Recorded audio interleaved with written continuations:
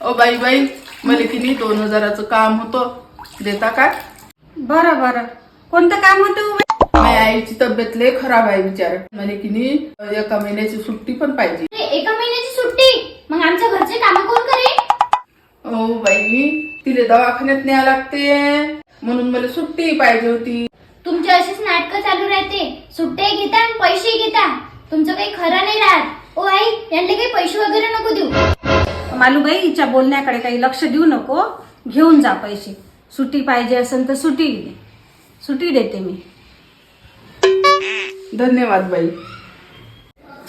आई, चल बरं, तू दवाखान्यात चल पहिले. तुला म्हटलं होतं ना, घरचे काम नको करून एखादी मोल करीन ठेवून घे म्हणून. चल चल तू. चल लवकर, आता डॉक्टर आहे की नाही येतं. बाई, माझा जीव पण खूप घाबरून राहिला. बघ आई, मी म्हटलं होतं ना, तू तुझं काम सोडलं म्हणून तुझ्याकडून पैसे घेतले ना, आता इथे कामाला लागली ते. बघ आता तुझे पैसे गेले, ते दुसरीकडे लागले. आता आपल्याला दुसरी शोधायला लागते, म्हणून तू दुसऱ्यावर असा भरोसा नको करत जाऊ.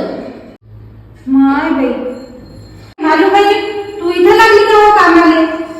मा, तुम्ही कशा काय इथं? अगं, माझी तब्येत बरोबर नव्हती. बीपी वाढलं म्हणून मी दवाखान्यात दाखवायला आली होती.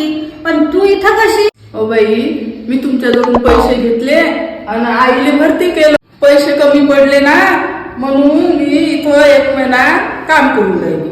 बघ नेहा, कोणाची पूर्ण माहिती असल्याशिवाय एकदम असं टोचून बोलू नये. सॉरी आजी.